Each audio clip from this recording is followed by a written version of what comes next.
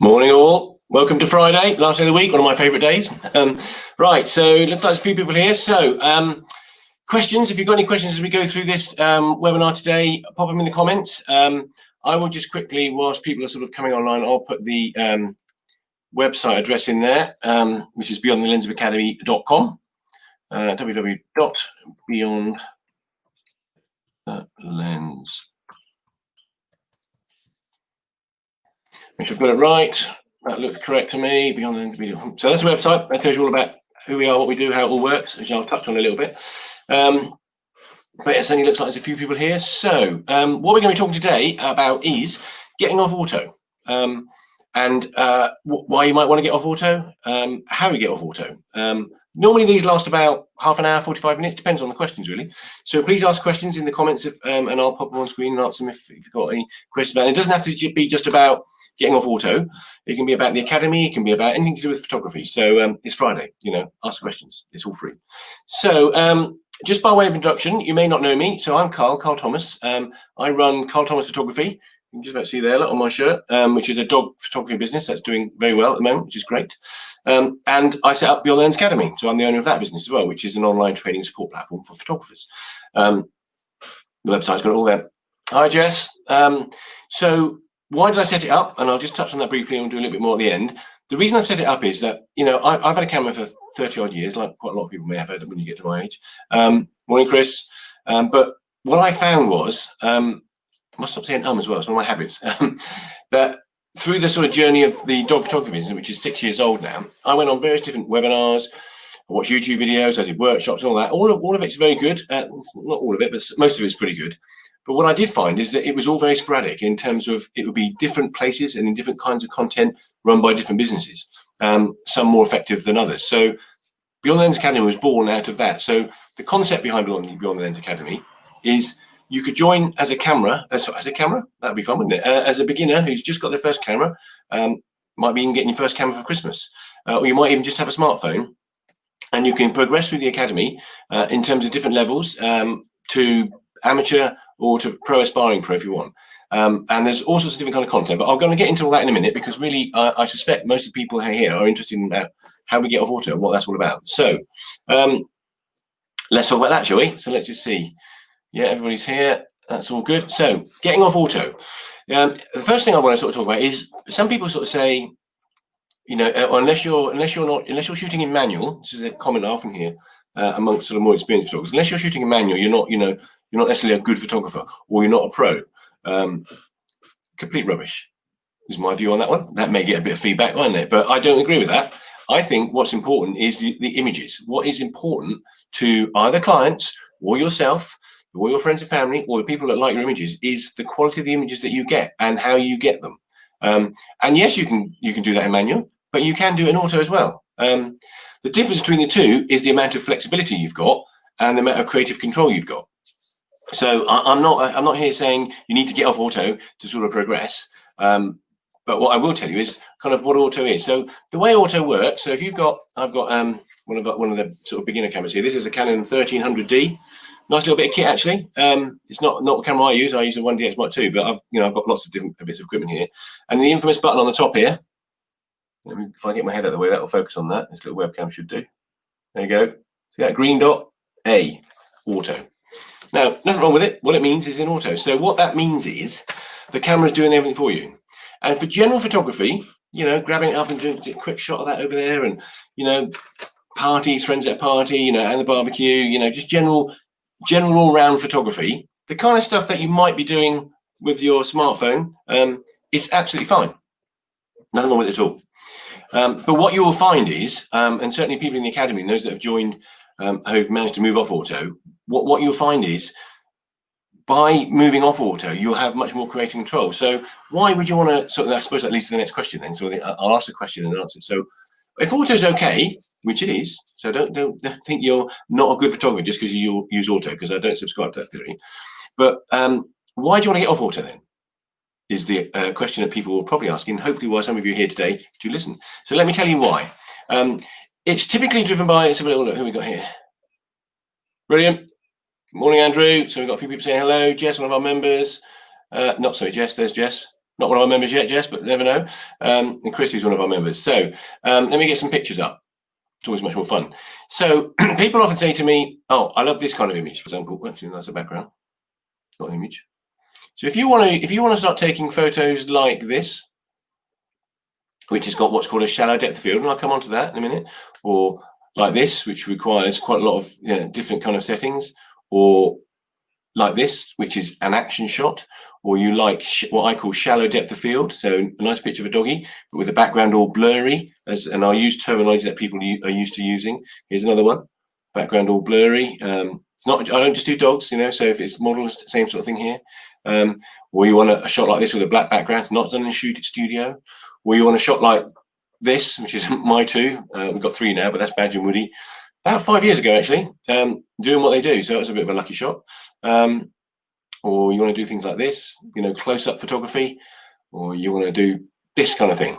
There are all kinds of different kinds of images, and to get to that kind of image, some of those you might be lucky with your camera. Doesn't matter, what level it's at on auto, you might get away with it. But generally speaking, you're going to need to take some kind of control of your camera over and above the auto button to be able to do those kind of images. Now, typically, that's what we do in the Academy as well. This is an entry-level camera. There's lots of buttons on the back. There's lots of buttons on the top. There's a whole raft of menu options and stuff like that. But the main things that you're going to consider that you need to think about in terms of getting off auto, apart from deciding you want to have a go, are three aspects of your camera. And that's the shutter speed. So how fast the shutter stays open and closed for. And you'll typically hear that would be 100th of a second, 200th of a second, 1500th of a second, or 1250th of a second. That gets faster. So that's shutter speed. Then the other lever that you're going to be given control of is aperture. And that's what you call the F numbers. So on your, and you can't see it on this lens because it's, quite a lot of the modern lenses don't have it around the side, but another does this one in fairness, even though it's a coffee cup. But the aperture is denoted by an F number, and I'll show you some pictures in a minute what they are. So it'll be like f1.8, f2.8, f3.5, f7, or whatever it might be. And those are, this is one thing about photography, which is part of the reason we've got the Academy, is I like to demystify some of the jargon that exists. So the F numbers are basically the size of the hole in the lens that gets bigger and smaller that lets the light in. And that has an impact on photography, and we'll come on to that. And then the third one is ISO is a short for it, and that is the sensitivity of your sensor in your camera. So inside this camera, I'll take the phone, it's switched off, don't worry. Inside there, behind that little mirror that's in there, when that mirror flicks up out the way and the shutter opens, is a sensor. In the old days, that would have been some film. Let's put this back on properly, otherwise I'll get told off. So that's kind of what ISO is about. And ISO adjusts the sensitivity. So there are three important levers. It's a little bit like, one of my analogies is, if you're a pilot, you might be, I don't know, and you're flying on autopilot. It's great. You sit back and it's all the plane is doing everything for you. It's keeping everything level. It's keeping the right speed. It's going in the right direction. When you press the autopilot off button, and I'm not a pilot, by the way, I've just seen it on the TV. If you press the off button, all of a sudden, you've got to get hold of the control stick. You've got to start using your rudder controls on your feet. You've got to start playing with the throttle levels of the aircraft because you've now in control. Coming off auto is the same thing. But the good news is, it is not as complicated as you might think, and there are not as many buttons as you might think you would have to worry about. So the way we deal with it, let me just go and see, there's a few little red dots here. There's questions or comments? Yeah, that's it. Yeah, 3.5 to 5.6. So what that means is, that's a good point actually, Shane. So what that means, that's another thing that confuses people. When you see a lens that's a zoom lens, like this 18 to 55, which is actually what's on this lens, on this camera actually, 1300D, what that means is that's not the complete F number range. What that means is this lens will shoot down to about f22, I think it is. So you can have a very small hole. And I'll come on to that and explain in a minute, but I just thought I'd touch on this because it's quite a good point. What you'll see when you see a lens that says that, and it typically says it, so I think where it says it, it will say it on the front. Let me try and get that to focus. Here it says EFS 18 to 55 millimeter, then it's got 3.5-5.6. What that means is the maximum aperture, the lower the number is the amount of light that comes in on this lens is 3.5, but that maximum aperture will become less, so it will go down to 5.6 when you zoom in. So at 55 millimeter, the maximum aperture you're going to get is 5.6. but at 18mm, you can get 3.5. So it's something that people quite often get confused with. Now, more expensive lenses have the aperture the same constantly the way through. So my 70 to 200 is 2.8 at 70 and at 200. So good point, actually. Right. So yes, coming back to the things you've got to think about. So let me just show you. It's a thing called the exposure triangle. It's quite well known. Let me find a picture of it. Might help. Oh no, where's it gone? Somebody's nicked it. Oh, there it is. Right. It's this. And so the exposure triangle is a way of describing and understanding the 3 points, the 3 levers, if you like, the 3 controls that if you want to come off auto and start taking some of the photos that I've shared with you here on the webinar so far, then these are the things you're going to have to start understanding. And we've got a whole program in the Academy about this. And it's not something that's just one webinar. It's a constant ongoing process, really. But the way to look at it is you've got, on the bottom left here, you've got aperture. On the bottom right, you've got shutter speed. On the top, you've got ISO. They could be on any of the corners. It just happens to be the way this is laid out. And you need to understand why you would want to choose one of those levers. So if it's the throttle on an aircraft, if you increase it, you're going to go faster. If you decrease it, you're going to go slower. If you push the stick forward, you'll decrease in altitude. If you pull it back, you'll increase in altitude. If you use the rudders, you'll turn left and you'll turn right. So in terms of photography, it's the same thing. So in terms of the exposures, don't worry about exposure for the moment. So aperture, noise, aperture on the bottom left here, you've got a thing called depth of field. On shutter speed, you've got a thing called motion blur, and on ISO, you've got a thing called noise. So let me just take those individually for you. Let me just see what's going on here. So there's another question. Takes a while. Well, hopefully, Chris, we'll get you onto this one. It's really important, this, because when this clicks and you have the light bulb moment, your photography will improve enormously. So let's think about aperture. Let me just explain what those things are a little bit more detail before we start worrying about what they do. Right, I think I've got some pictures. Where's my pictures gone? So let's talk about aperture. But I tell you what, let's start at the top with noise. Well, with ISO. So ISO, which is the top of that triangle, is the amount of sensitivity your sensor has to light. So if you turn that up, it's more sensitive to light, which means it doesn't need as much light to create an image. And so in low light situations, you would typically turn the ISO up. Now, some people would then say, well, that's great, isn't it? So I'll just keep mine turned up high, so I'm going to be able to operate in all the conditions that I want. The trade-off, which is the trade-off with any one of these 3 levers that we're going to be talking about today, is, as far as ISO is concerned, is a thing called noise. So the higher the ISO, the more sensitive that you turn your sensor to by increasing it from, say, 200, or typically you'll be shooting at 100, which is the low ISO, which gives you nice detail. But as that ISO level goes up, you can start introducing noise. If you shoot on a 1300D, once you get to above sort of 800 ISO, you're going to have a noise. So let me show you what noise is. So noise is graininess, sort of snowy effect that you get on your images. So on the left-hand side here, you've got what they call a clean image, and you can see, you might not be able to see it, but on the top it says ISO 100.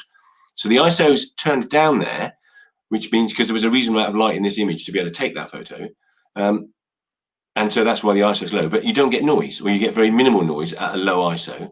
But if you turn the ISO up, so in this case up to 3200, yes, it's much more sensitive to light, which means in lower conditions you get a better chance of getting the image, but you're going to get a lot of snow. Now, and so that's kind of a bit of a trade-off. So that's one of the levers. The next lever that we'll talk about is aperture. So let me show you. I'm not sure I've got a picture of that actually. Probably. Oh, here we go. Here it is. So aperture. So for those of you who don't know, and I appreciate some of you here probably will know this, but not everybody does. So that's why we're explaining it. So aperture. I'm not sure if this lens would be able to. Let me just try something a minute.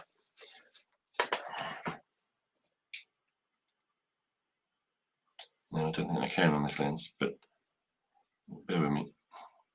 It's all electronic. No, don't worry. What I was going to do is demonstrate the lens. So basically, it's the hole that's inside the lens. It looks like this. It's got little leaves around the edge of it, little metal leaves.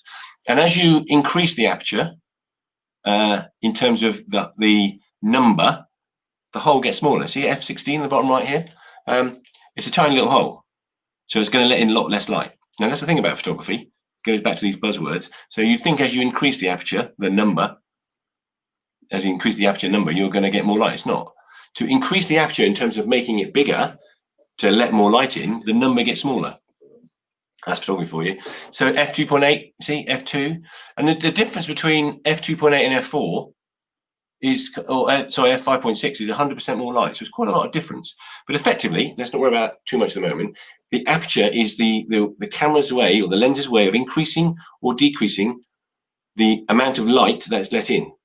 Now, I'll show you go back to the exposure triangle. So it's like, okay, well, on that basis then, I always want to have the aperture as big as I can. So that, as in the holes, so it lets more light in. Now, the trade-off, go back to the exposure triangle, you see it on the bottom left here, is a thing called depth of field. So what that means is, when you take an image, let me show you this one here, a nice little doggy, Wilfred. As you can see in this image, the dog's faces and everything else, and his ears and stuff, all nice and sharp, looks lovely, and the background's all soft and out of focus or blurry or bokeh, whatever you want to call it. That's what's called a shallow depth of field. Let me show you another example of what that looks like. I've got some pictures of depth of field. Here we go. It's probably a better way of looking at it. So the top image here is shot at f3.5. So that's quite a wide hole. So that's letting in a lot of light on this particular lens. But you have a shallow depth of field with that. Now, you might want that. In some of the images, you will want a shallow depth of field. So given that lever, you're going to think, oh, actually, no, I want a shallow depth of field. So you can see in the top left, the leaf's all in focus, the background's blurry. If you go to the other extreme at f22 in the bottom right, everything's in focus, or not completely in focus, but most of the background is. So what you're thinking about there is more or less of the image in focus. And that's the trade-off, or the reason that you will choose a different aperture. The other reason, of course, is the amount of light. So if you need a lot of light because it's low light conditions, or it's a bit like it is near at the moment, then you're going to need a wide aperture or a very high ISO. But with that comes a shallow depth of field. So you start to understand, the more you play with this, that the impact of each of the levers. So let's go back to our triangle a minute. I keep finding it. I swear these images move around every time I don't click on them. What's it gone? Right, here we go. And so that's the aperture. So it's either more light or less light, but it will give you more or less depth of field, more of the image in focus or less of the image in focus. ISOs I've touched on. The higher the ISO will make it more sensitive to light, but in doing so, you're going to potentially have noise. So there's a trade-off there. And then we get down to shutter speed. And shutter speed is probably one that a lot more people seem to understand, actually. But shutter speed is the amount of time. I don't think I've got a picture of a shutter because I took them off. Let me just double check. I might have. No, don't worry. But effectively, the shutter, let me just come back out of this image a minute, is in behind, this one isn't powered up, but in behind that mirror, well, you can see it, is a shutter, which is effectively shut like this. And when you press the button and it clicks, it goes open, close. Simple as that. There's no point making it any more complicated. And the amount of time it opens and closes, you can have a 1 second exposure, which would be 1. So that's quite a lot of light coming in. But you can shoot at 1/8000 on some cameras. I can't remember what the 1300D. I think it goes up to about 2000 or 4000 a second. But on mine, I can shoot at 1/8000th of a second. So think about a second in your mind, 1, and then divide that by 8000. Very, very fast. So you've got a range of shutter speed. And so going back to the triangle, then the issue you've got there, or the thing you've got to consider, is a thing called motion blur or not. So let me just go and double check these questions. Morning, Dale. Dale, by the way, just so I let you know, I messaged you. I know you were looking to join the private group, which is obviously part of the academy, but I did send you a message. So, but because we've not messaged before, you probably have to go in and accept it or something. So have a look on your Facebook, so we can have a chat. So let me just go back to that again. So those are the three corners. So I'll summarize it again, and I'll keep coming back to this. So aperture, the amount of light your lens lets in by making the hole bigger or smaller. But in terms of why you'd want a bigger or smaller hole, will be to do with the amount of image that you want in focus, depth of field, or the amount of light you need to get in, or both. Noise, slightly easier, the sensitivity of the sensor, but as the ISO gets turned up, which it makes it more sensitive to light, the noise level goes up. And then the shutter speed, faster shutter speed will freeze action, but it's less light. Slower shutter speed will not freeze action. It will give you what's called motion blur. So let's look at a few images, which is always a bit easier, I think. Fine. So an image like this, you'll need a fast shutter speed for that. So I shot that at probably 1250, 1600 of a second, because it's a fairly fast moving bird. But also in the triangle, so I want a fast shutter speed, but also I want a nice shallow depth of field. So I want the background all blurry. And so I shot that at f2.8, so the hole in the lens bigger, so let in more light, which is a benefit, but also majorly or mostly because I wanted the background to be nice and soft. And on the ISO, so having chosen those two, I left the ISO sort of, I think it was about 400. So that kind of worked. So in this particular image, the priority for me was getting a fast shutter speed. In this particular image here, same thing. I need a really fast shutter speed, but I also here wanted a reasonably decent depth of field. So I wanted more of the image in focus because I didn't know whether just someone was going to jump. What else here? So on this image, again, I want a very fast shutter speed because I'm going to freeze the action. But also I want a f2.8, so a wide aperture in terms of the size of the hole in the lens. So the background's all nice and soft. So those are some of the things that you'll start thinking about. So, and that's what we, in the academy, we do this, and it's done step by step. It's not done overnight, and we constantly go back to it. And you'll be surprised. I've worked with lots of people, not just in the academy, but in my career in terms of photography. And I've done workshops to sort of professional people, people who've had cameras for years. We might talk about the exposure triangle, and we often start off with people going, "Yeah, no, I've kind of got that." But it's a little bit like golf or learning to drive. Sometimes people pick up bad habits or habits that are not necessarily as efficient as they might be in terms of getting the right kind of images. So it's not uncommon to have a conversation about the exposure triangle that we're talking about today with people who've had cameras for years, and they'll suddenly go, "Do you know what? I hadn't thought about it like that. That's interesting. I might try this." Let's see, we've got a question, a comment. Hello. Morning, Graham. Another of our members. So, right, where was I? So let's just go back to the exposure triangle again, because it's all very well talking about the kind of images you want. So you start to think about what I'm talking. I'm trying to find it. It's bizarre. I keep moving around. Here it is. Right. People can start to understand the different points of the triangle relatively quickly. So aperture, as I've explained, the amount of light it lets in, and depth of field, shutter speed, fast or slow, and ISO, sensitivity or not sensitivity. But what you have to think about, though, of course, is you can't deal with them in isolation. So, because the one thing that we've got to think about is light. Photography is all about managing light, because not controlling it. You can't change it in natural light, but dealing with the light you've got. So, if you sort of say to yourself, "Okay, well, that's great. I understand what Carl said there. I want to take a fast shot of my dog, and it's going to be an early evening when it's a bit sort of dusky and it's a bit dark." And I'm going to have my ISO as low as possible because that means I'm going to have no noise, and I'm going to have my aperture maybe at f7 or f3.5 or f5.6, so there's a nice amount of focus. The problem you're going to have, of course, is one thing that the most important part of the triangle is it's got to add up to get the exposure, the amount of light on the sensor for long enough so that you get an image.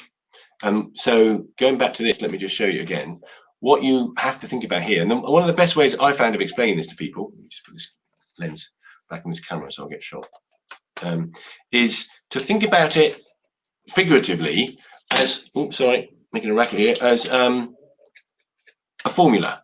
Now, don't stress, you're not going to be doing maths, but it's just a way of trying to get this thing in your head, because for some people, it takes a while to get the exposure triangle sort of in your mind. But once you do, it'll transform your photography. So imagine at each of the corners, instead of it saying aperture, ISO, and shutter speed, it's numbers. Imagine it's got 4 on each corner, and that equals 12 in the middle. And let's assume that on the basis that the exposure is looking okay, we've got enough light. So if the middle is 12, and each of those 4 corners we've chosen, and they're currently all 4. If you want to change one, so say you actually I want a faster shutter speed, so I'm going to make that say I'm going to make that 6. Well, now I've got 4 and 4 and 6, which is 14. It doesn't add up. So one of those 2 4s has got to go down to 2, or both have got to go down to 3. That makes sense. Same if you chose aperture and said, actually, I want a small aperture, so I'm going to make that 1. Well, for the middle to add up to 12, if one of the other ones is 4, another one's got to be 7. So you're kind of, they do relate to each other. They're kind of connected by strings, another way I look at it. So if you start moving one lever, in order to keep the middle sensible, the middle balanced in terms of exposure, if you move this lever up here to make it even, it's going to start doing that. You've got to move it back. And if you move that lever over there, you've got to do that, and you've got to move it back. And it's just it might sound a bit mad, but it's different ways of trying to understand it, or get people sort of used to what it's about. So let me just see if there's any questions. So I'll like to keep on top of them. So if anybody's got, I mean, is that starting to make sense? Does anybody? I know Chris, one of our members, sort of, is it Chris said that? Let me see if they don't get it. Yeah, yeah, still can't understand it, but it takes a while. But trust me, once you get it, then when you're shooting in manual, so when you're coming, well, I'll come on to aperture and shutter priority in a minute. So you've got your thing on the back of your camera. Most cameras have got something like this. Let me just move it there. So on this one, it's got auto, and you've got a program mode, which I'm not going to touch on today. Then you've got, this is Canon for you. You've got TV, AV, and M. So just read shutter priority, aperture priority, and manual. Nikon do that a bit better to make it simple. So when you come off auto, you've got a couple of options. You can go to manual, which is M, and pretty much all cameras have got M, which is where you decide each of those 3 points. So you've got to pick each one and make sure it adds up. And what adding up means that the exposure is right. It's not that you take the picture and it's completely black or that it's completely overexposed, and you just play with an experiment with it. But there are 2 other little modes that you might want to think about, and they are aperture priority and shutter priority. It's a term you will hear on your camera. Will have, if you've got a Canon, it'll be AV means aperture priority, and TV means shutter priority. On a Nikon, it's A and S, I think. Makes it a little bit simpler. But what those are kind of a halfway house between auto, which is where the camera does everything for you. And so just wind back a bit. One of the reasons auto is not going to work when you need a fast shutter speed, it doesn't know what you're doing in your camera. You're going to take a photo of something. If it's moving fast, it doesn't know that. So it'll pick a general shutter speed. It'll pick those 3 levers and it'll get it all generally right, and it won't necessarily work. So coming off auto, in terms of if you think about the plane scenario, going on to manual means you've got to do this with the control stick. You've got to do your feet left and right, and you've got to accelerate. So let's use that as 3 to think about. But there is a priority mode potentially where you could say, well, I'll tell you what, let's leave the cruise control on, the accelerator, and let that adjust that itself. But we'll increase altitude or decrease altitude or turn left and right. We'll decide those. And so aperture and shutter priority is a little bit like that. So what happens then is in shutter priority, so you can pick that, you're saying to yourself, do you know what, the shutter speed is important to me, and let me show you some images where that's relevant. So an image like let's pick some ones you haven't seen. So an image like that, obviously I want it exposed correctly, so I can see it and it's all nice and sharp and everything else, but I need a fast shutter speed. So for me in that scenario, shutter is a priority for me. That's why it's called priority mode. Same in this one, same in this one. Lots of dogs running. So shutter speed is the priority. So if you choose to shoot in shutter priority, you're saying, give me that stick. I'm going to take control of that. So I go back to is that a question? Let's have a little look. Let's have a little look, see what Andrew's saying. Great way of getting off auto by using auto to see what settings the camera was picking and then thinking about what. Yes, that's a good way of doing it. Yeah. That's another quite clever little route actually. Let's have a look, see what Jess is saying. I use AV mode a fair bit at the moment. Trying to upload a pic, but can't do it here. No, you won't let you do it on here. But drop me a message, Jess, if you're interested in sort of having a chat. There won't be any pressure to join the academy. I can't promise I won't mention it a few times, but there's no pressure. So if you want to drop me a message, I'll happily have a little chat and show you some of the look at your images for you. So where was I? Yeah, I was talking about priority mode. So let me just go back to the pictures a minute. Let's have a look. Let's go expose triangle back up. So what happens then? So let's imagine I'm in shutter priority. So I'm going to be picking a shutter speed of say 1600 a second, because that's often what I shoot at for fast dogs and so on. So I've chosen that. So I've locked this number at say 4. Well, no, say I've locked it at 6. So in order for the rest of this to work, something's got to change, because it's all got to add up to 12. So aperture and ISO will typically change. Now, if you leave your camera in what's called auto ISO, it will kind of work it out itself and get the exposure right. So it does the aperture and ISO for you. I'm personally not a fan of auto ISO. I prefer to leave it in manual, but for the purpose of this, let's just leave it in auto ISO. So you pick the shutter speed that you want. You'll frame the camera and point it at whatever subject, and the camera will then pick the aperture and the ISO for you in order for you to get the correct picture on the basis that you've chosen a fast shutter speed. The other way around, and this makes it quite simple, is if you want to do aperture priority. So why would you want aperture priority? That might be where you want a specific depth of field. So let me just think of an image like something like this. I wanted to have a relatively shallow depth of field there, so the background looked quite blurry. a landscape shot here. I wanted to have quite a lot in focus, which means you're going to have a bigger number, a smaller depth of field. Let's just see all the comments coming up. I like this. Let's have a question. So Chris is saying my 55-300 lens says 1.4 to 5.8.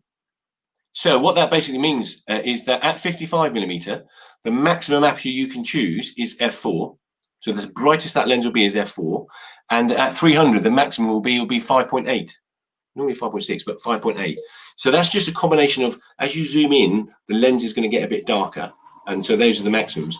But you can then, if you want to choose f11, you can, because that doesn't affect that. They're kind of not related in that sense. So f11, where you're going to use a landscape shot like this, where you want everything in focus, you will be able to choose.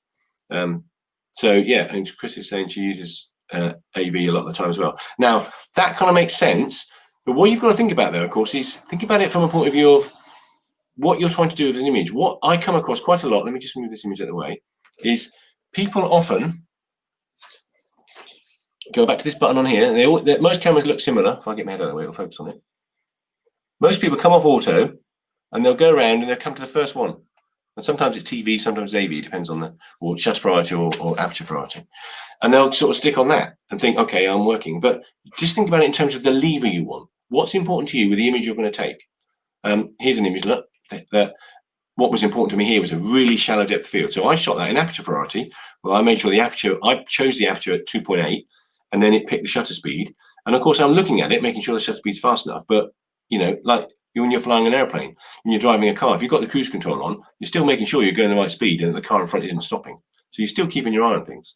But effectively, those two modes are quite useful. Now, some people sort of say to me, oh, yeah, but cool, presumably you shoot in manual, don't you? Because you're a professional and you won awards and you've been in magazines and you've got 30,000 people follow you.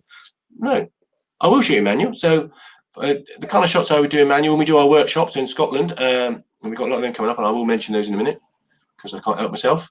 So when it's shots like this one, little competition winner, salmon, that's all shot in manual on a tripod.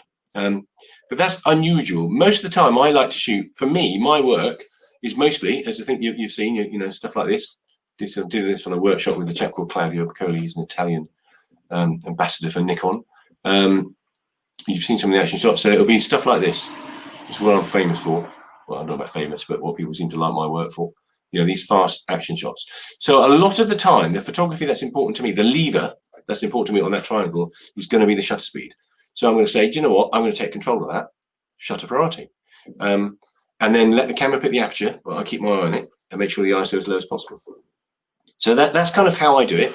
But you can do it in manual. There's no right or wrong. There's no rules that say you should always shoot in manual or shutter or aperture priority. But just think about that triangle. Think about an image. And what I always say to people when we're doing workshops or people in the academy is, if you're looking at something through the camera, so here's another dog. You look at that, and people might say to me, so what settings would I need for this? So what I'll say to them is, think about the exposure triangle. What do you think you need? What's important to you in this image? Oh, well, I want to have him with the background all nice and blurry. Okay, so to do that, what do you need to do? It's like, for shallow depth field, I remember that. Yeah, so I need a wide aperture. So I need like a low number. Okay, so maybe either shoot in aperture priority where you pick it, or if you're shooting manual, get the aperture where you think you want it, and you've locked that corner. And then in order to get the exposure right, the amount of light coming in, you've then got the only two other levers you can play with are shutter speed and ISO. So over time, it can make quite a difference, and it will absolutely transform your photography. Now, I haven't got any reviews on it. And that's the other thing. Go and have a look at the Facebook page, Beyond Lens Academy Facebook page, and I've put quite a few on the website. Have a look at the reviews. There's obviously beginners, amateurs, and pros in there doing the reviews, but there are a lot of people in the academy who've joined at the beginner level and even the amateur level who sort of got themselves off auto and are absolutely loving their photography now. Because one of the things that you'll find, and I remember when I years ago, a long time ago, when I had a camera like this and it was on auto, and eventually I thought, you know what, I'm going to get off auto and have a go. When you're on auto, if you get a nice picture, it's like, oh, that's quite good, isn't it? But in some ways, because the camera's taken it in terms of it's decided all the settings, you don't know why it's a good image, or you're not sure how to replicate it. To Andrew's point, you can look at the settings when you export the image. But when you start taking control, and you go out intentionally and you want to do a landscape and it turns out right, or you want to do a shot of a little hoverfly like this and it all turns out nice, you think it's so much more rewarding. So as a result of that sort of process in the academy, and it's an ongoing thing, A lot more people are getting much more engaged with their photography, which is great. We've got a little comment up here. Is this a question? Let's have a look. I can, Andrew, definitely. So the P on a Canon and on a Nikon, they're what's called a program mode. Now they are, I'm not a fan of them, but what they are, so let me just sort of wind back. So in auto, green button, typically, the camera will do pretty much everything for you. I mean, you've still got to potentially focus it or zoom it, and you've obviously got to press the button, but it kind of does everything else for you. In the aperture priority mode, you pick the aperture on the settings and it will do everything else for you, or you'll pick the shutter speed in shutter priority, it will do everything else for you, or in manual, you have to pick all three. What the program modes are is where they tend to lean towards a specific thing. So a program mode will be an auto, but leans towards fast, so that you can do the settings in the back of the camera. So you could say that it's programmed with settings that are leaning towards action photography. So it's an auto program, it's an auto mode, really. It's another function of auto, the green button, but it leans to a certain way. So you might have it set to it leans towards action photography, or you might have it set towards it leans towards portrait photography, where the aperture's shallower or whatever it might be. So it's kind of an in-between mode. Personally not a fan of it, but it's, there's nothing wrong with it. But I think if you're going to come away from the green button, the auto button, then start to understand. The first step is practice. Start to understand what all those settings are. I mean, Andrew made a good point. If you get an image that you quite like and you shot it in auto, on the back of your camera, you'll be able to see what the settings were. You think, okay, it shot there at 250th of a second, the ISO was 100, and the aperture was 2.8 or f5 or whatever. It's like, okay, make a note of that. Stick it on manual and do those settings and take some images. And, keep in mind, there's not a roll of film in here anymore. This is quite exciting. Let me just show you something. Guess what I found when I was trying to find a pen the other day? A roll of film, which has an expires. They have got a date on them normally. I can't see it on here, but that'll be 10 years old. So I'm getting that developed. I've no idea what's on it. So that'd be quite exciting. But yeah, so if that's what I was putting in my camera now, when I was going out to experiment, this one is a 25 exposure, 200 ASA or 200 ISO. So in the old days, and your camera now, you can change the ISO yourself. But in the old days, film, there's nothing wrong with film. I quite like using film. You can see on there that focus if I get out of the way. So it says advanced as a type of brand. 200 is the ISO setting, but the film was already set. You can't change it. And it would cost you cut £3 to put that through your camera. 25 shots. I mean, they weren't as fast in film days, but my 1DX Mark II shoots at 14 frames a second. So 1.5 seconds, that would be gone. Whereas on a memory card, you just carry on, put another memory card in, delete the images, do more. So practice is really important. There's no real cost to it, and just start playing with the different sort of levers and seeing where it takes you. And honestly, you will love it. And one of the things that we get in the academy a lot is, and I often say to people when we're going through sort of the webinars and some of the one-to-one things that we do, is that there's like a step sort of process that goes on. So people often start with the auto button, which is fine.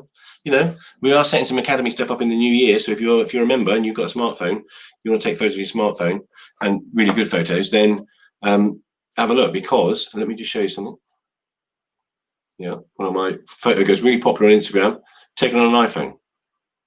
Well, yeah, let's say a smartphone, because they're all just as good as each other these days. So it's not about having flash cameras. And that's another thing that I'm always quite keen to help people within the academy. But if you take images and you start to understand, so the first thing is you're on auto. So I'm jumping back a bit there. So you're on auto and it's working. Okay, that's quite good. But then when you start to use the exposure triangle and coming into sort of off of auto, whether it's shutter priority, aperture priority, or full manual rather, you start to have to think about how your camera works. You start to have to understand those levers. It doesn't happen overnight, but what will happen is that one of the side effects of that is, apart from the point of the fact that it's much more rewarding and more fun, which is, I think, important for photography. And I have beginners in the academy who joined months ago going, no, I'm just a beginner. We've gone up to the pro level now and are setting up businesses. Obviously, we've had some challenging times, so think about it from that point of view. But what will happen is, when you start taking control, apart from getting better images and getting those images that you've got in your mind onto Facebook or onto prints or whatever you might want to do, the other thing is you start to understand when you look at an image, and we've all done it. It's a thing I get asked of me all the time. They go, Carl, I've got this image. I don't like it. It's kind of all a bit dark, but what did I do wrong? or it's not sharp. What did I do wrong? Or it's overexposed. What did I do wrong? Well, one of the advantages of obviously the academies, because we help everybody in that, plug, but one of the advantages of shooting not in auto is that you've been in charge of the levers. So when you get an image that works out well, you'll know why it works out well. And you go, yeah, I had the shutter speed right there. Okay, that's a good image. So what you do is you do more of the same. But when you get an image that is, say, for example, slightly soft, it's a term they use, where it's not quite sharp, you'll look at your settings and go, I remember when I used that lever, I had the shutter speed a little bit too slow. And it's a really important step that we go through, where the minute you start to understand not just that you don't like an image or you do like an image, but why technically it is good or technically it's not so good, you can then change and do more or less of the same. So very, very very important step. So I'm conscious that it's 40 minutes. Let's just see if there's any more questions. Keep the questions coming. What else have I got to tell you? So the membership is normally closed. So Beyond the Lens Academy, you probably all know about it. You've probably seen the website. So I won't take up too much time explaining it, other than to say we are normally what's called a closed membership. Now the doors are open at the moment, because we opened for Black Friday, because I got so many messages about what we're going to do, but they are closing on Sunday night, so very much like we would normally do. Normally we open for 3 days, a number of times a year, and that's it. So we're kind of where we are now, actually, interestingly. So we're closing on Sunday night. So if you are thinking about joining the academy, or you want to find out about the academy, go and have a look at the website, www.beyondthelensacademy.com. It's all there. There are monthly membership options. There's no tie-in, and there's annual membership options with significant discounts, as well as the monthly ones at the moment. 3 levels. Discounts vary between 33%, 50%. There's a 10% voucher thing I've left on. It's basically you just put Black Friday in if you want to do the annual memberships, and it takes another 10% off. So some of those it's like 60% off. And we've kept it that way, but just because of everything that's going on, to be honest. The environment is difficult at the moment, so that is what it is. Now we won't, once we shut the doors on Sunday, we'll be shut. We won't be taking on new members now until next year. So if you want to get hold of your photography, whether you're a beginner, an amateur or pro, have a look at the features. I mean, it's not just one-to-one. In fact, let me just show you a couple of, I'll flick through them quickly. So the kind of things in there, it's a live group. It's not, you won't be signing up for a bunch of videos. That's because that's not what we do. There's tons of content, but the videos are all recorded live, interacting like we have done this morning with members asking questions, and they're in there, and then people can continue to comment. So ongoing direct message facility with me. So there's no, people talk to me all the time. There's a very vibrant, busy private Facebook group that everybody's in. Obviously, I just talked about the modules, so they are what they are. We've got a mobile app. We do webinars, so I typically add to the content. So that's another thing. You're not signing up for a bunch of 10 videos that tell you about how to get off auto or editing or whatever it might be, because we cover everything in the academy. They're added to every week. So I've done a couple this week. Last week I did 5. So most weeks there's anywhere between 1 or 2 and 3 or 4 that are being recorded when members come along, and it's driven by the membership as well. That's the other thing. So when members say to me, "Oh, Carl, we had one the other week talking about dealing with noise, actually, because noise is a result of having to have an high ISO setting, which is a result typically of poor light. And guess what we've had lately? Plenty of poor light.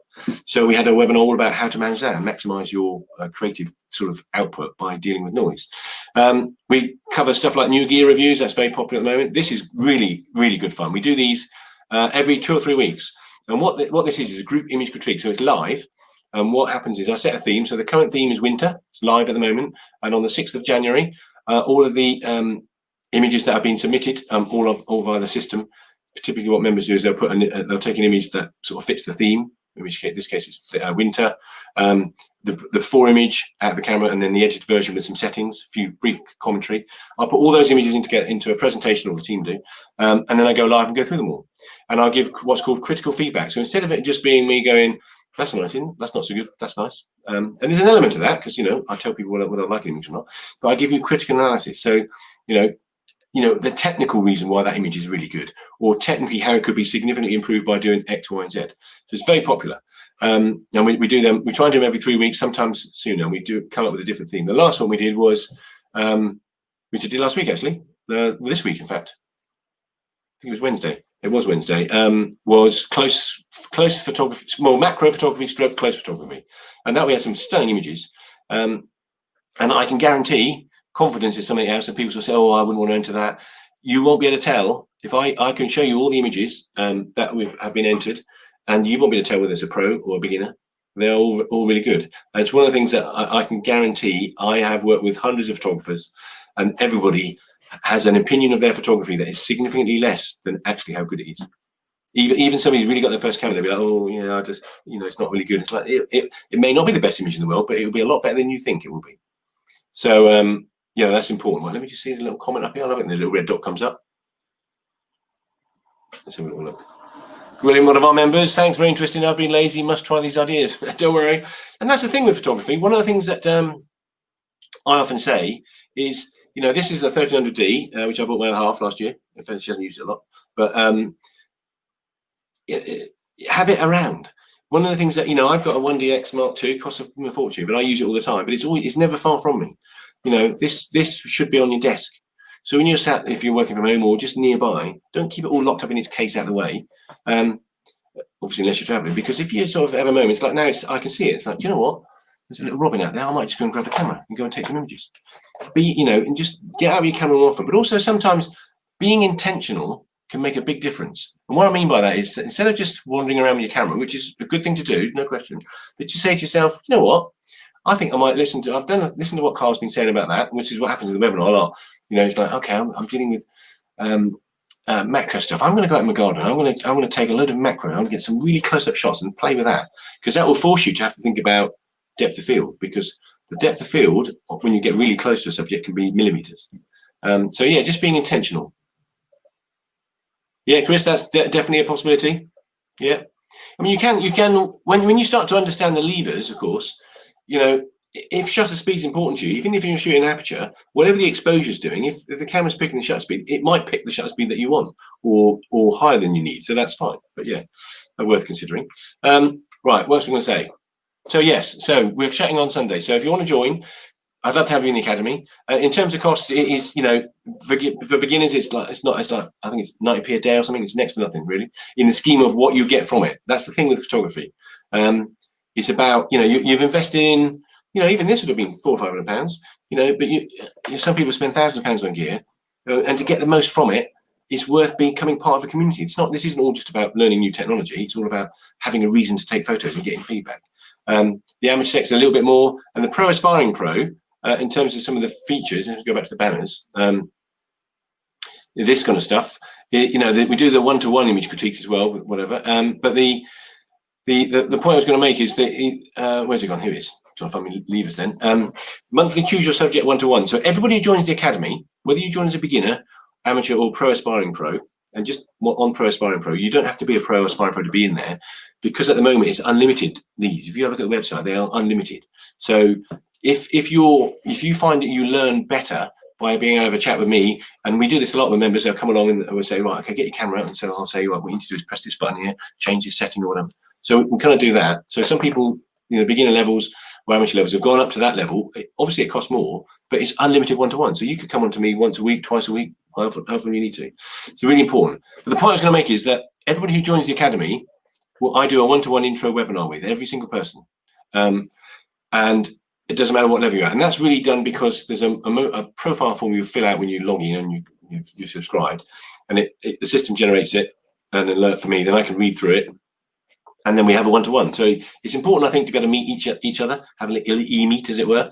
And then I can just go through it and sort of understand, why you joined the academy, what kind of gear you've got. If you've got a 1300D or you're Nikon or you're mirrorless, if you've got a smartphone, have you not even got a camera yet? I've got a number of members who've joined who want to get a camera, but they want to make sure they get the right one. So understanding what's holding you back from photography in terms of where you want to go, where do you want to go, what about confidence, what have you learned? What do you like?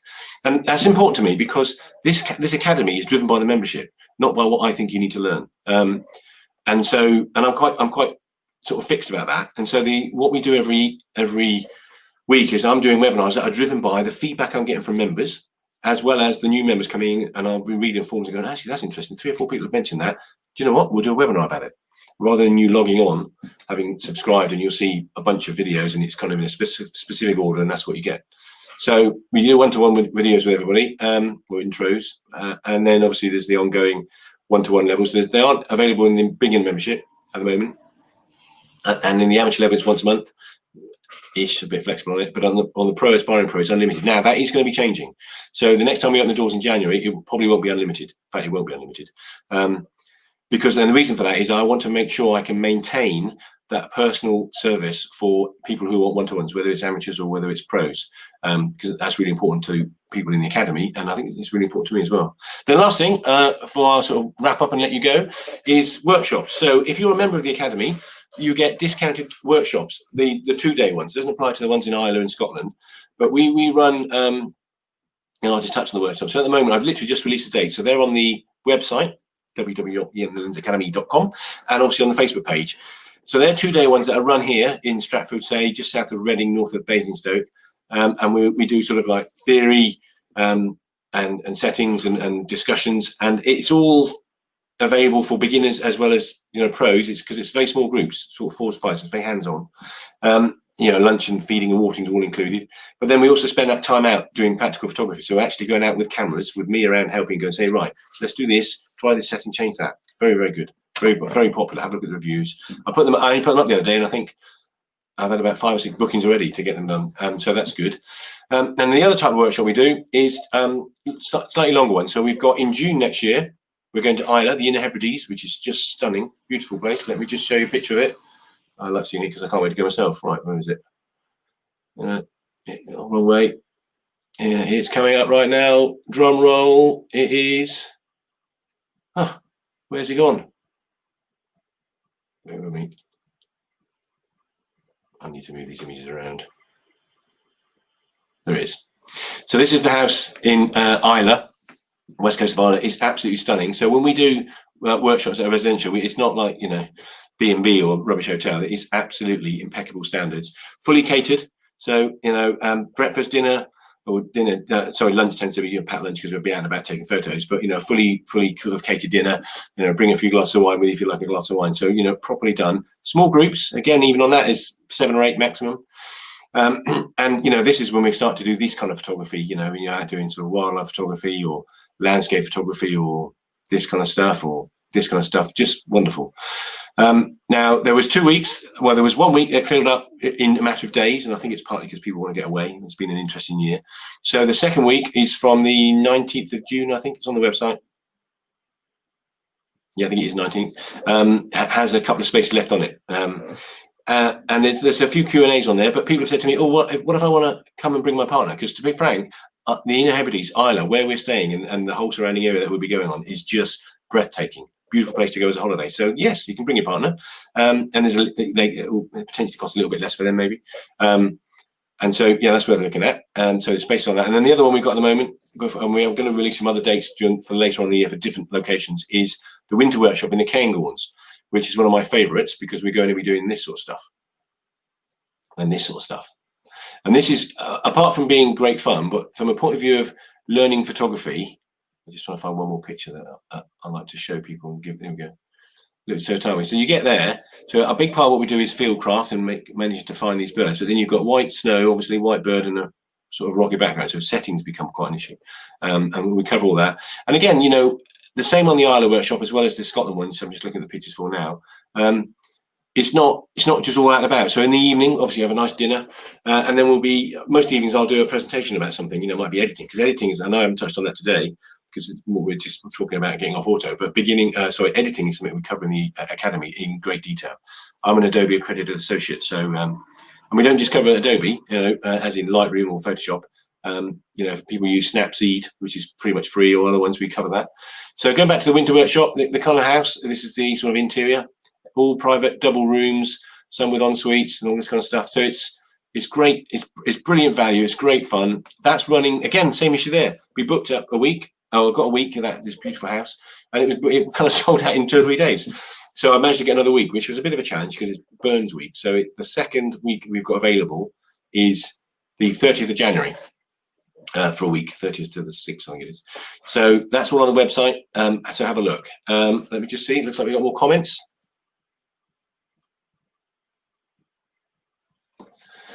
Brilliant. Yes, we do. As I just mentioned it, yeah. So that's a big part. So there isn't anything in terms of photography we don't cover, and if we don't cover it and people want it, we'll make it happen. So yeah, post-processing is a really important part of photography. So as I just mentioned, I'm a Adobe accredited associate, and so we go through editing in detail, at a very basic level. So if we've got people join the academy who are beginners. So the next thing that often happens is getting off auto, when you're sort of entry level camera, you start taking better photos, and then you want to start editing them better, or you want to start. And so we take people through the, getting Lightroom set up, if you want to use Lightroom, which is one of my sort of favorite platforms, and how it works, the concept behind it, and how you can do some pretty straightforward editing without getting too complicated. So editing is a really important part of what we do in the academy. We do pretty much most weeks I'm touching on editing. So yeah, good question actually. So let's just check. I've covered everything. I've got my little notes here. I'll tell you about discounts and stuff. So yeah, Sunday night will be closed. I'm hoping to be open in January, but as I say, I'm in Scotland for 2 weeks at the end of January, and I'm running so a number of business type workshops in the first few weeks of January. Well, sort of middle of January. So it's going to be a bit busy. So, if you're thinking about joining, as they say, get on with it, because it will be different. And also, when we open the doors again, the prices will be different. Some of the features will be different as well. But if you're not ready for that, or at the moment, or it's not something you're quite ready for, but you're interested in staying involved with what we do in terms of these webinars, because I like to try and come on, every now and again and do, share the knowledge, as it were. There's a little link on a blue box where you can join the mailing list. And I don't spam people. I sent an email out today just to remind people the doors are closing on Sunday. But I hate getting spam emails, so I don't do that myself in the academy. So, but what you will get if you're on the mailing list is you'll know when we're opening the doors. You'll know if I start doing any of these webinars. More often than not, I'll pop on and do a Facebook Live, and I'll just come on and just talk about stuff and be driven by the questions that come up in the comments. But every now and again, these are becoming quite popular. I've done 3 now. I did one last week on setting up a business. So if you go onto the Facebook page, you'll see it there. And it's about an hour long. That was very popular. I did one yesterday about social media. That's now on the website. That was done at last night at 7 o'clock. About an hour, all about social, well, mostly on Facebook, but all about, if you're thinking about a business and you want to understand your social media presence, or you're just an amateur or a beginner, but you've got a Facebook page, a lot of people do, then, how to maximize that. So that's the proper webinar. That's on there. This one obviously is going to be on there, because this will automatically create itself as a post when this is finished. But if you're on the mailing list, I can tell you about those sort of things, and I can tell you about the workshops and just keep you updated. It makes sense, obviously, to follow the Beyond the Lens Academy Facebook page, like and follow it and all that kind of stuff. But of course, as you know, and if you watch the webinar about Facebook, you'll know that you won't always get to see stuff because Facebook doesn't share it with everybody. So unless any other questions, doesn't look like it. So who was it asking me a question?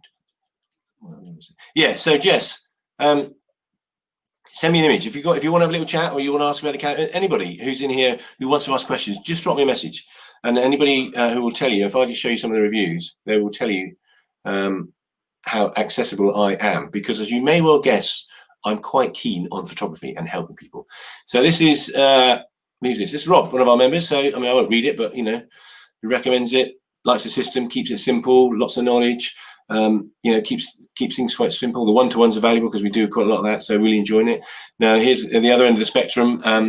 So Tony, his business has gone live now. He ended up with 400 followers in the first week, and is getting income coming in. But it's just I don't pay him to say this, so it's lovely to see. But there's more on there. I know as we type, you'll see them on the Facebook page, and there's a few of them on the website as well. So what can I say? Let me check questions. Doesn't look like there's any more. Nope. So all up, I've broken the hour, an hour and 28 seconds. So I like to try and keep these as short as we can, mainly because of your time. I will sit here all day long and answer questions about photography. But I'm conscious of Friday, and it's kind of, what's the time now? Midday, lunchtime for most people. So look, thanks very much for your time and engagement and questions and stuff. I hope you found that useful. As I say, if you want to join the academy, go and over the website, have a look. If you've got any questions about it, drop them to me, and I'm more than happy to answer them. But we will be closing on Sunday night. And then, we won't be open until January at the earliest. The other thing just to point out is that a number of people have asked me is why there's a 10% discount by using the Black Friday code on the annual membership. So people have said to me, well, what if I want to gift membership? So I'm buying my partner a camera. We're getting a new camera, and actually this would be a lovely gift at whatever level. So you can do that. The way you do it, though, is obviously you need to message me, and we'll find out have a conversation about what level they might want to join at, work out the structure. You obviously pay for that, then we can get a little voucher so that they join and get themselves set up on Christmas Day if necessary. All quite straightforward. Let's have a little look at the question here. Kieran saying thanks.